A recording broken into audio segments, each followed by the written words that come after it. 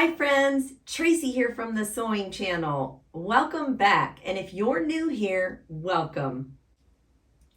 I know, right? I love today's quilt block so much that I'm going to be doing it in all the different colorways. In today's tutorial, I'm going to share with you how to make this out of all of your scrappy and crumb strings. I couldn't find a name for this block online, so I made one up myself. Because you know I'm good at that. I'm going to call this block right here my Dancing Fiesta Star. Oh, you know what I'm gonna say. Enough talking already. Let's get busy making my Dancing Fiesta Star.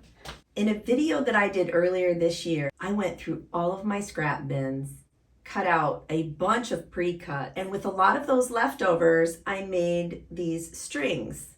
Now, strings are a long piece of fabric, in my mind anyway, under 2 inches in width at any length. So I cut these all up in that video and the weeks following that video because I had a lot of scraps. So now I have a bunch of bags full of strings. The one thing that I have to remember when I connect these strings together is they need to be at least 5.5 inches or more in length. Now the width doesn't matter, but the length does. It took me approximately 4 strings to get the size block that I wanted for this quilt block. And if I didn't have enough in width, when I connected them, I just added some more. The first thing you're going to do is connect some strings together. My only rule here was not to connect the same colorway right next to each other. The one thing that I did do was press open my seams on all of my strings that I connected. Now friends, I've been noticing some heated comments about whether to open your seams and press them or push to the side and press them. Friends, do you, please. Let's not make it a topic of conversation down in my comment section, please. Thank you. So once I have finger pressed open here at the sewing machine or pressed to the side, up to you, I then will grab the other 2 because it took approximately 4 to get the width that I wanted.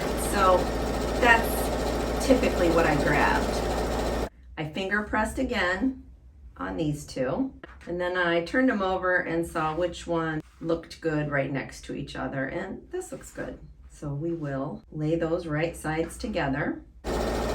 You can totally pin if you want, but we aren't looking for precision in this project per se. We're just trying to get these strings connected.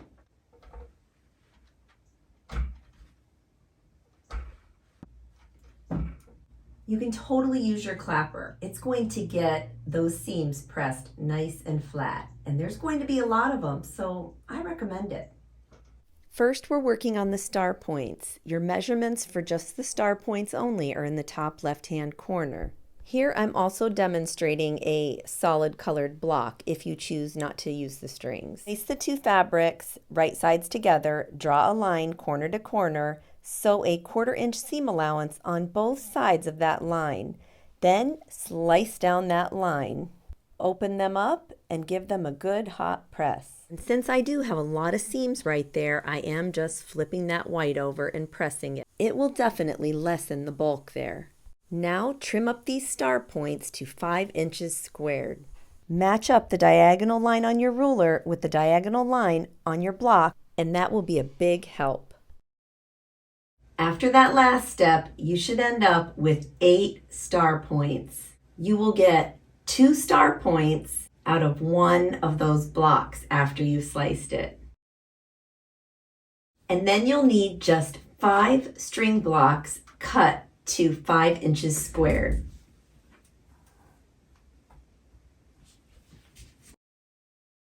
For the background blocks, you'll need 4 9.5 inch by 5 inch pieces of fabric, and you will need 4 5 by 5 squared pieces of background fabric. After you construct your star points and your string blocks, you should end up with 21 pieces total.